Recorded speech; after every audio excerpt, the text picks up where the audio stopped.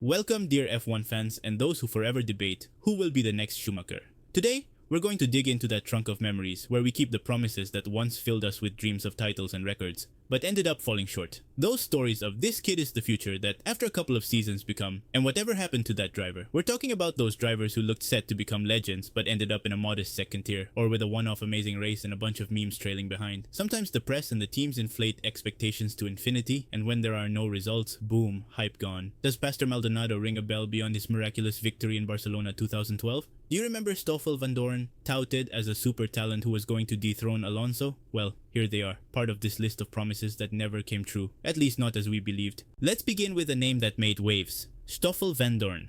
The Belgian was dominating in the junior categories, GP2, Formula Renault, a truly unstoppable kid.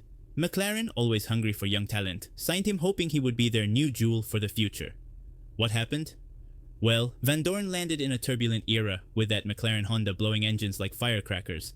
Alonso was frustrated, and Stoffel found himself in the middle of a team that couldn't even fight in the mid-pack. Although he wasn't horrible, the magic of all that hype didn't appear on track. He went through a streak of poor results, and when compared to Alonso, it's easy to come up short. Little by little, he deflated until McLaren decided to bet on new names and good old Stoffel moved to other series. Today, he's racing in Formula E, where he became champion, but in F1 he's remembered as a great prospect with bad luck.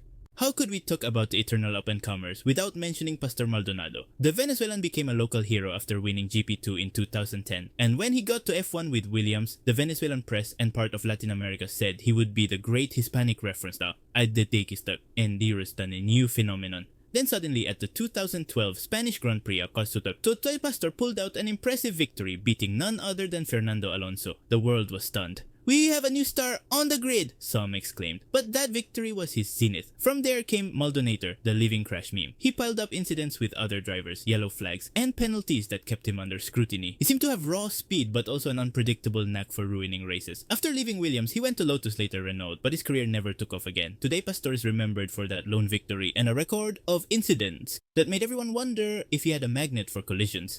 Another one who arrived with fanfare was Nico Hülkenberg. It's true he never had the colossal new Senna hype, but he came in having won GP2 and the 24 Hours of Le Mans. He was seen as the typical solid, consistent driver, with plenty of potential to fight for big things if he landed in a top team. Williams signed him in 2010 and he managed a surprising pole in Brazil. "This kid is pure gold," people said, but in reality, season after season, Hulk couldn't find that podium that would mark his breakthrough. It's not that he wasn't fast, but he always lacked that final step to reach the top. At Force India and then Renault, he had some great races, but his record still lacks a podium. In the end, he remained the decent midfield driver, never becoming a legend. He even returned as a substitute at Aston Martin 2022 to 2023 and now drives for Haas, but it seems that leap to the elite never happened. Let's go on with Jaime Alguersuari, one of those who Toro Rosso presented as the great Spanish hope after Alonso. He was young, had a strong record in the junior categories, and had that fast kid aura that drew attention. He debuted at 19, becoming the youngest for one driver in history at that time, and Red Bull hinted he might one day move up to the main team. But Alguersuari never really took off. He had decent races, but none that put him in the elite. After a couple of inconsistent seasons, Helmut Marko said enough, and Jaime was left without a seat at the end of 2011. To be fair, Toro Rosso, now AlphaTauri, has always been a springboard for talents like Vettel or Verstappen, but also a brutal filter. If you don't perform quickly, goodbye.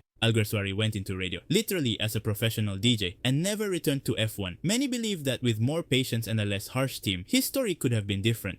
And what about Heikki Kovalainen? The Finn was signed by Renault and later McLaren, where he shared a garage with Hamilton. After Alonso's departure in 2007, the Woking team thought Kovalainen would be the perfect companion for Lewis. In theory, a talent with a bright future.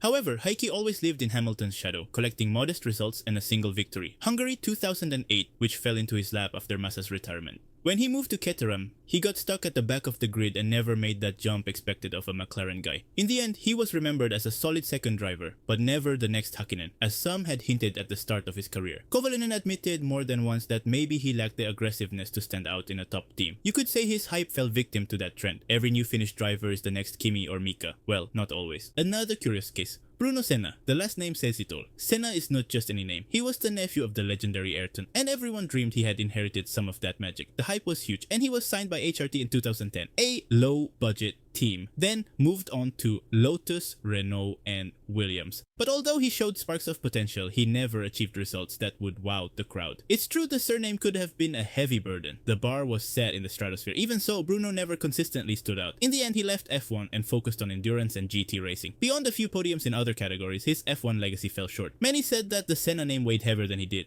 or that's either he never had quality opportunities. Either way, those high expectations were never fulfilled. Maybe we wanted another Ayrton-like miracle, but not all genes get passed down. We could name many more: Kazuki Nakajima, Jolyon Palmer, Sergei Sirotkin, all with some prestige in junior series, but without the expected impact in F1. The list is long, and it's not always the driver's fault. Sometimes the car doesn't help, or the media environment blows up with he's going to be the new champion. In the end, these drivers, seemed destined for legend, ended up as mere supporting roles. It wasn't always a complete fiasco. Some even got wins or decent moments, but they never reached the superstar status that their initial hype promised. But F1 is a whole other world. A bad car can turn you into a footnote, and a crushing teammate, hello Alonso Hamilton Vettel, can make you look like a newbie. Hype becomes a boomerang. The more you expect, the bigger the disappointment if it doesn't happen. In conclusion, this gallery of drivers who seem destined for legend and stayed promises is part of F1's flavor. A flash of talent isn't enough. You need consistency, character, and a team that supports you without going nuts over the press. The moral is clear. Hype can be a double-edged sword. Sometimes it's fulfilled, see Hamilton or Verstappen. Other times it's just a cameo in F1's grand film. And we the fans keep waiting for the next chosen one. Maybe one day the new Schumacher will show up. Or maybe we'll just get another cameo that looked good on paper. That's the magic of Formula 1.